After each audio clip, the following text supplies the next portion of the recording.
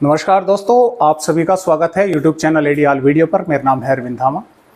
दोस्तों, आप सभी भाइयों की दुआओं से आज मैं बिल्कुल ठीक हूं और अब आप सभी को रोज़ वीडियो के माध्यम से मिलूंगा आप सभी से। तो आइए अब देखते हैं कि अब क्या होने वाला है, क्या क्या वेदर सिस्टम भारत के राज्यों पर बने हुए हैं। लेकिन पहले एक नज़र डालते हैं मानसून पर।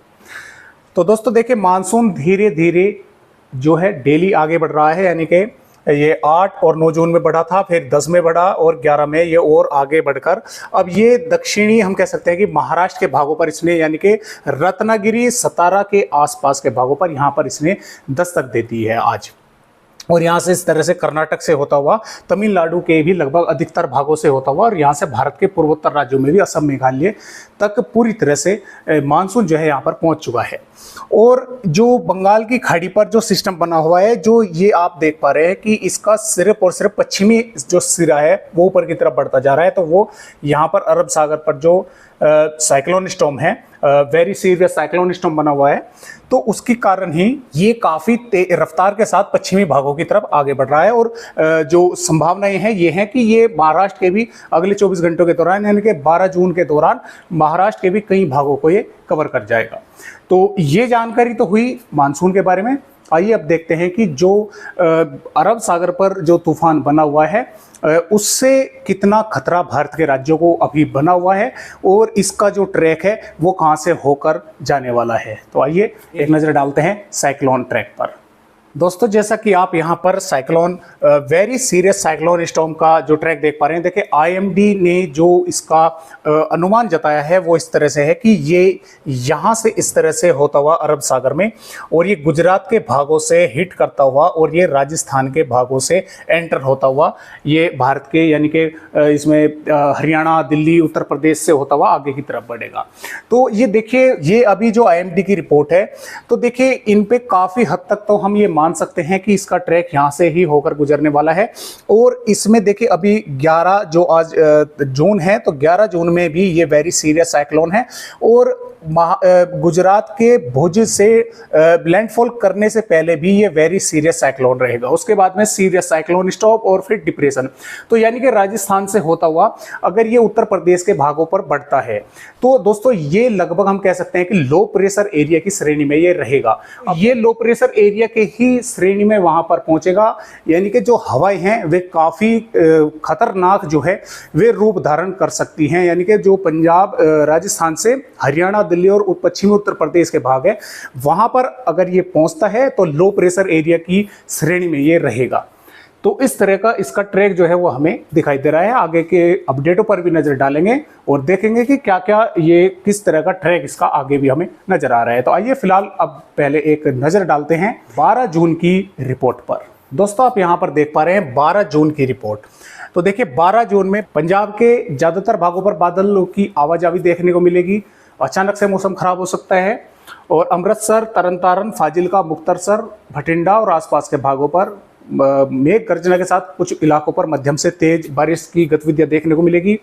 इसी प्रकार हरियाणा के भी सिरसा, हिसार, फतेहाबाद से लगाकर कुरुक्षेत्र, करनाल, कैथल और यहाँ पर हम कह सकते हैं कि महेंद्रगढ़, रेवाड़ी, यहाँ पर भी बादलों की आवाजावी देखने को मिलेगी। कुछ इलाकों पर धूल भरी तेज हवाएं चलने के आसार है। कुछ इलाकों पर मेघ गर्जना या बारिश जैसी गतिविधियां यहाँ पर भी देखने को मिल सकती है। दिल्ली के भी कुछ भाग इससे इसी तरह का स्थिति यहाँ पर पैदा होगी।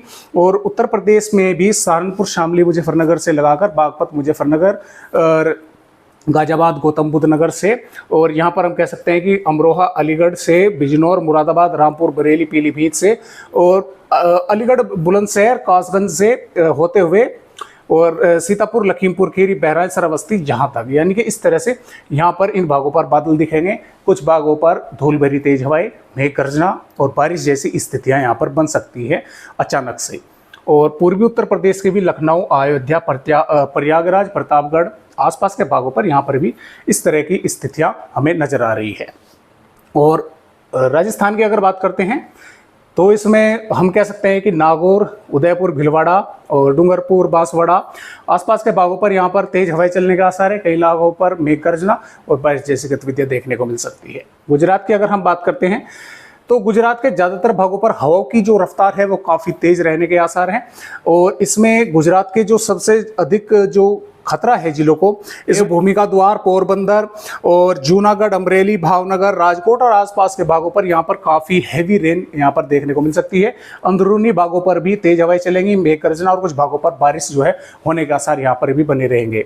महाराष्ट्र के तटवर्तीय भागों पर इसमें पालघर, मुंबई, पुणे, ठाणे, रायगढ़, रत्नागिरी, इन पर काफ़ी तेज हवाएं चलने के आसार हैं।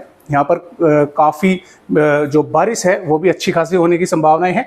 जैसे जैसे अंदर की तरफ चलेंगे तो इसकी हवाओं का जो असर है वो मध्य महाराष्ट्र, मराठवाड़ा, विदर्भ तक भी दिखेगा। लेकिन यहाँ पर जो जैसे जैसे हम आगे की तरफ बढ़ेंगे तो यहाँ पर बारिश की संभावनाएं कम रहेंगी। ऐसा नहीं है कि यहाँ पर बारिश नहीं होगी, बारिश यहाँ पर भी हो सकती है, लेकिन संभावनाएं कम रहेगी तटवर्तीय इलाकों के मुकाबले। मध्य प्रदेश के अगर हम बात करते हैं तो मध्य प्रदेश के खरगोन से लगाकर बड़वानी, बुरहानपुर से और यहाँ पर बालाघाट, जबलपुर, नरसिंहपुर और इसमें उमरिया, बैतूल, हरदा, आसपास के भागों पर यहाँ पर बादल दिखेंगे। कई भागों पर तेज हवाएं और मेघ गर्जना और बारिश जैसी स्थितियाँ देखने को मिल सकती है। बिहार में भी लगभग हम कह सकते हैं कि जो बिहार के पूर्वी भाग है इसमें किशनगंज, अररिया, पूर्णिया, कटिहार से लगाकर भागलपुर, मधेपुरा, सुपौल और अररिया, यहाँ के कई भागों पर मध्यम से तेज या कुछ इलाकों पर भारी बारिश देखने को मिल सकती है। इससे आगे आगे के जो भाग है इसमें पश्चिमी चंपारण, पूर्वी चंपारण, सीतामढ़ी, मधुबनी से पटना, वैशाली, गया, औरंगाबाद, यहाँ पर भी बादल रहेंगे। कुछ इलाकों पर थोड़ी बहुत बारिश देखने को मिल सकती है। झारखंड, पश्चिम बंगाल, उड़ीसा के भी कई भागों पर बारिश हो सकती है। दक्षिणी छत्तीसगढ़ के बालोद बाजार, बीजापुर, दंतेवाड़ा, सुकमा, यहाँ पर भी कई भागों पर बारिश की गतिविधियां जो है वो अच्छी खासी देखने को मिल सकती है। तेलंगाना के करीमनगर, वारंगल और आसपास के भागों पर यहाँ पर भी कुछ न कुछ वेदर एक्टिविटी होने के आसार है। आंध्र प्रदेश, कर्नाटक, केरल, तमिलनाडु के कई भागों पर यहाँ पर बारिश होगी और केरल के कई भाग जो तटवर्तीय भाग है खासतौर से वहाँ पर अच्छी खासी भारी बारिश होने के आसार जो है वे नजर आ रहे हैं। भारत के पूर्वोत्तर राज्यों पर भी, चाहे सिक्किम हो, असम हो, अरुणाचल प्रदेश, नागालैंड, मणिपुर, मिजोरम, त्रिपुरा, सभी राज्यों पर अच्छी खासी बारिश होने के आसार जो है वे हमें नजर आ रहे हैं।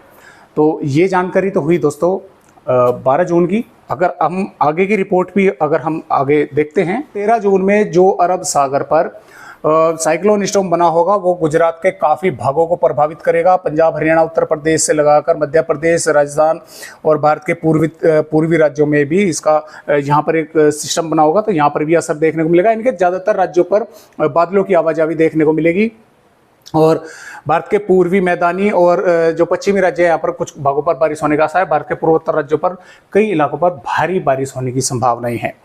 इसी प्रकार 14 जून की अगर हम बात करते हैं तो ये यहीं पर रहेगा, लगभग गुजरात के भागों को प्रभावित करता रहेगा। राजस्थान के भागों पर इसका असर दिखना शुरू हो जाएगा। पंजाब, हरियाणा, उत्तर प्रदेश से लगाकर बिहार, झारखंड, पश्चिम बंगाल, छत्तीसगढ़, यहाँ पर कई भागों पर जो स्थितियां हैं वे मौसम की वे बदलती हुई नजर आएंगी। और 15 जून की अगर हम बात करते हैं तो 15 जून में भी ये लगभग यहीं पे ही राजस्थान के भागों की तरफ आगे बढ़ता रहेगा। पंजाब, हरियाणा से लगाकर और बिहार, भारत के पूर्वी राज्यों पर इसका जो इफेक्ट है बारिश का वो कहीं ना कहीं पर देखने को मिलता रहेगा।